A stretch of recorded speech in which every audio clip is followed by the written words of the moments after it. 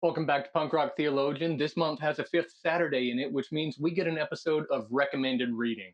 And this one is a special story for me. This is one of the first things that really impacted my life when I first started deciding to take my faith seriously, trying to study the scripture, trying to actually see what I believed, what is this, and how it really holds up to real life. And I found this book. It used to have a dust jacket on it. I've long since lost that, but the title is Orthodoxy, which, let's just acknowledge, is not exactly very punk rock at a glance. It's by a man named G.K. Chesterton, who I later discovered is like one of the most famous Christian authors of all time. He calls it his own slovenly biography. It's like the story of his own personal faith. He says at the outset, he's not writing this to prove that Christianity is true. His purpose is to explain how he personally came to trust in Christianity. He says, I am the man who, with the utmost daring, discovered what had been discovered before. Because he had been the skeptic. He didn't start out accepting Christianity, even though he was raised around it in a church. But he was like most people of his era, and frankly, this era. That he goes, well, this is just this old tradition stuff, and it doesn't really make sense in the modern world. Which, quick side note, it's hilarious to me how much of the modern arguments that we hear are totally addressed in his book from 1908. Just shows you how modern these ideas really are. But I digress. Chesterton was a skeptic. He was an intellectual. He was a man who loved reading different philosophy and all kinds of stuff. And he was looking at the church as this outdated, archaic thing and saying, I mean, that can't really be how the world works. And so he was developing his own philosophy and was putting together his own kind of thing. And when it all started coming together, he suddenly discovered that what he had was exactly what the church had been saying all along.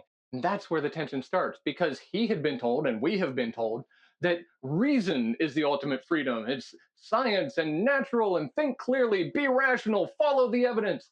And all of that stuff does matter. But Chesterton noticed something that a lot of people miss, and that's the limitation of logic. Because if you reduce everything to logic and cause and effect, you don't really get clarity. He calls it a clean, well lit prison where everything's explained, but nothing means anything. There's no room for anything to have purpose. There's no possibility of wonder. There's no such thing as freedom if everything is just biological, chemical reaction, cause and effect. There's things like dreaming and wonder and satisfaction and things that we cannot quantify. This is what makes the real world, real life, have real meaning. Or as Chesterton observed, the logician explains everything and it's all dark. This is why Proverbs 14:12 tells us there's a way that appears to be right, but in the end it leads to death. Like it plainly says, there's a way that seems right. It feels logical. It feels consistent. We think it all makes sense. We think all the dots connect, but it still leads somewhere broken. That is the danger of this closed system. Chesterton then shifts the conversation and introduces this thing he calls the ethics of Elfland. He points out that science doesn't actually prove that things must happen. Science can't say why something should happen. It just shows that things do happen repeatedly. Like gravity is consistent and reliable, so we call it a law. But we don't actually know that it has to work. We just know that it, well, always has so far.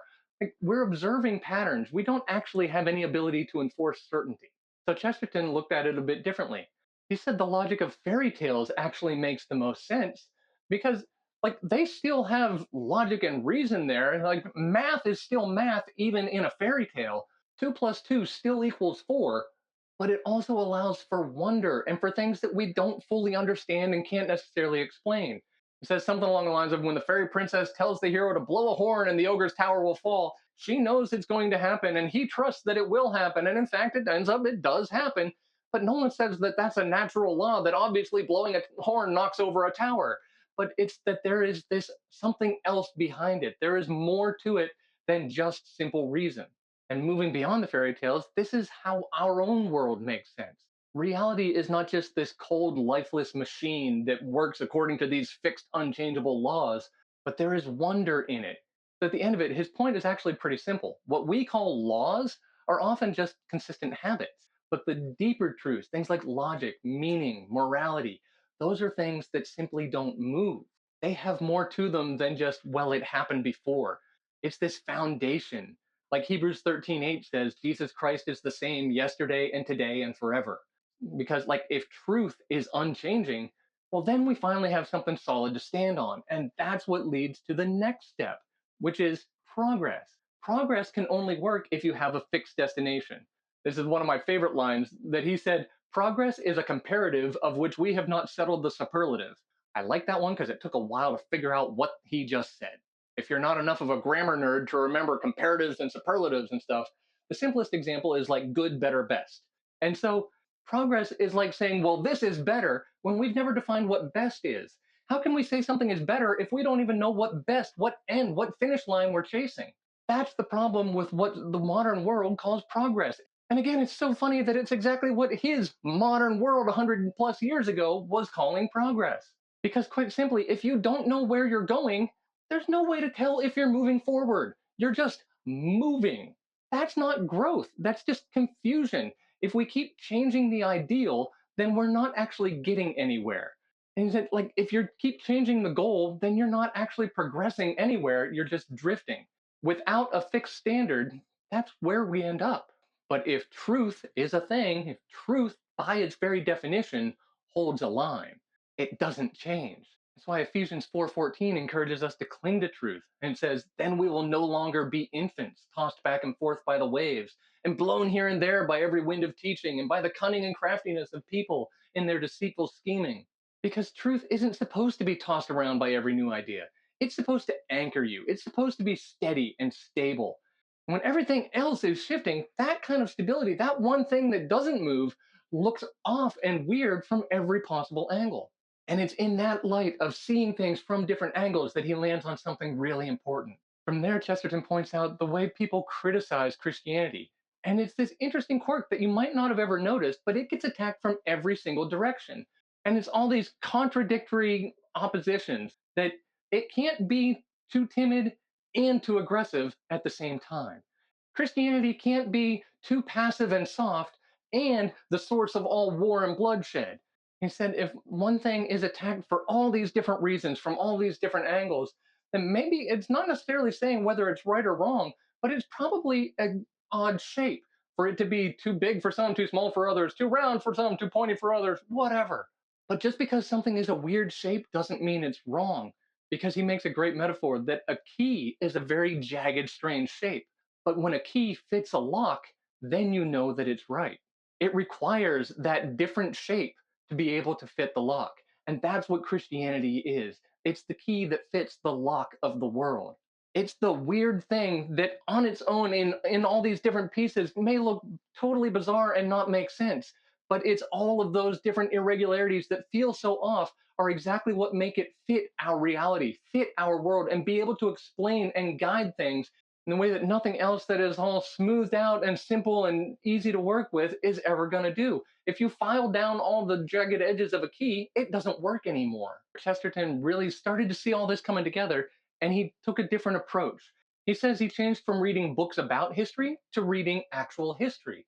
He quit reading books about the New Testament and went and read the New Testament. And what he found there wasn't at all the stuff that he found people saying it was about.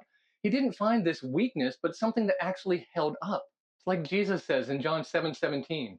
Anyone who chooses to do the will of God will find out whether my teaching comes from God or whether I speak on my own. Jesus didn't say, figure it all out first. He said, if you're willing to do the work of God, you'll start to recognize the truth. That's the difference. Truth isn't just something that you argue about and find the right thing to say, here, I've got it. It's something that you step into. And so that's the move to make. Don't just inherit your assumptions. Test them, try them. Don't just settle for the newest ideas, because most of those are the same old mistakes with new branding. Don't just listen to what people say about truth. Go to the source, because this is a story of a man who was not chasing religion. This is a man who was not looking for Jesus. This is a man who thought the church was a bunch of nonsense, but he pursued truth, and it led him straight to the faith that he initially rejected. If you pursue truth, it will lead you to Jesus. You might just find what Chesterton found, that you're not discovering something new, but you're finally able to see what was true the whole time. Truth is not restrictive. In fact, it's the only thing that actually makes the world make sense.